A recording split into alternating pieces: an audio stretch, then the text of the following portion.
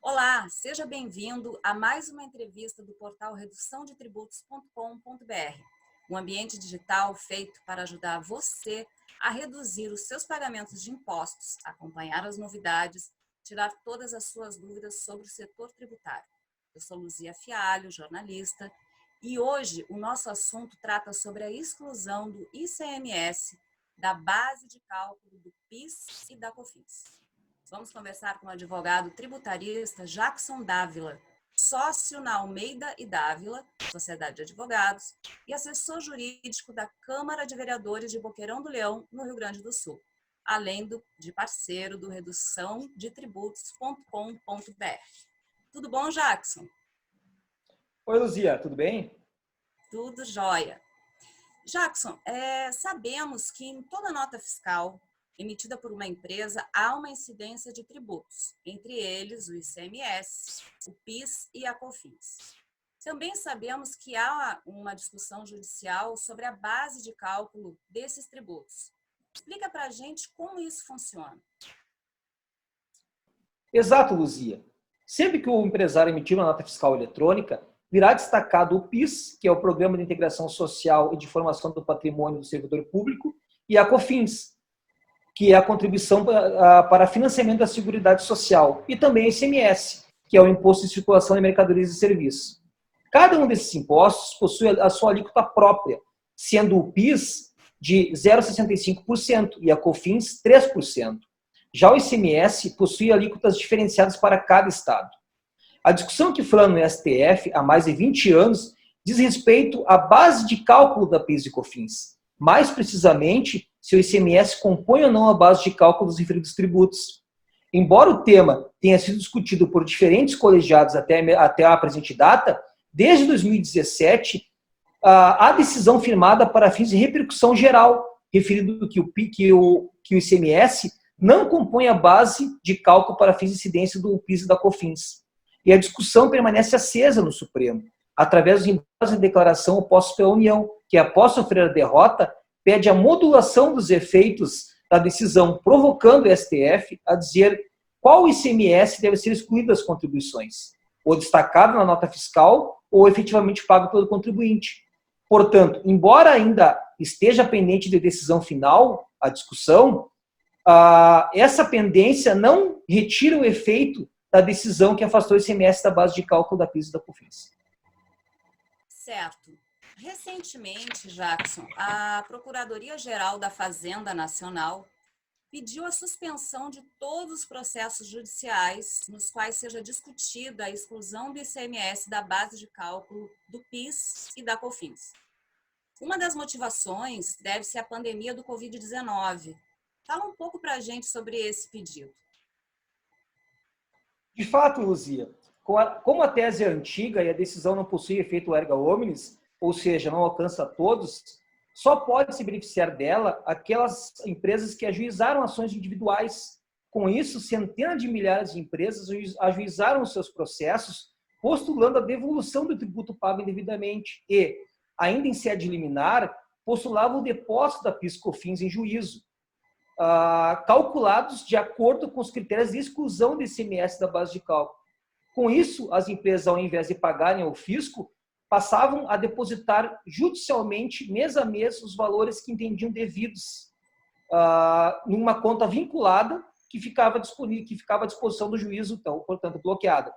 Com a pandemia da Covid-19, as empresas que possuíam processo em andamento e efetuavam os depósitos judiciais, ultimamente passaram a requerer o levantamento dos valores, ofertando garantias outras, utilizando os mais variados argumentos, sendo que, com a pandemia da Covid-19, os pedidos aumentaram de volume, em face da retração econômica.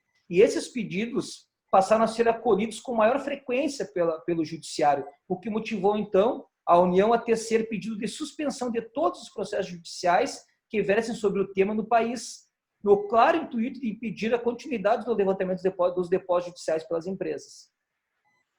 Entendi. Agora me diz uma coisa, para que o nosso telespectador, para quem está nos assistindo, consiga entender melhor. Explica como é que se dá esse cálculo de tributação numa empresa que, hipoteticamente, tem um faturamento com um lucro presumido mensal de R$100 mil. Bom, vamos à prática então. No exemplo sugerido na pergunta, considerando a alíquota do ICMS do Rio Grande do Sul, que é de 18%, né, sempre lembrando que cada estado possui a sua alíquota de ICMS, se uma empresa tem um faturamento mensal de R$100 mil, deverá contribuir em média R$18 mil de ICMS. Digo em média, porque como referido na resposta anterior, quando a emissão da nota fiscal há um cálculo preliminar de ICMS, geralmente superior a 18% e que depois deve ser ajustado pelo contador da empresa nos prazos previstos para o tipo de tributação excluído pela empresa, se ela seja lucro presumido ou lucro real. Pois bem, a lógica da Fazenda sobre os 100 mil incide o ICMS e o PIS/COFINS cumulativamente. Portanto, no exemplo, tributaria R$ 3.650 a título de PIS e COFINS, incluindo, portanto, o ICMS na base de cálculo. No entanto, seguindo a decisão judicial de 2017, que diverge dessa lógica, o ICMS não pode ser usado como base para a incidência da PIS/COFINS, ou seja, retornando ao exemplo anterior, na mesma venda, o ICMS permaneceria inalterado. Todavia, excluindo ele da base de cálculo, o PIS/COFINS seria calculado sobre R$ 82 mil e não sobre os 100 mil, atingindo, portanto, não mais R$ 3.650, mas sim o valor de R$ 2.993, gerando crédito em favor do empresário que pode ser recuperado. Ótimo, excelente exemplo. E como é que fica para as empresas que têm algum débito com a Receita Federal e que continuam operando? Elas também podem recuperar esse valor excedente já pago? Luzia, as empresas que possuem débito com a Receita só podem recuperar créditos com o equivocado cálculo incidente sobre as contribuições efetivamente pagas, ou seja, as notas fiscais cujos tributos não foram pagos não podem ser objeto de devolução, pelo simples motivo de que, se não houve o pagamento, não pode ser devolvido aquilo que não foi entregue. Nos períodos que pagou, terá o direito à repetição do indébito tranquilamente. Ótimo. E como deve proceder, Jackson, então, a empresa que tiver interesse em recuperar esse valor pago a mais de ICMS sobre a base de cálculo do PIS e da COFINS? E qual o prazo de recuperação para esse valor?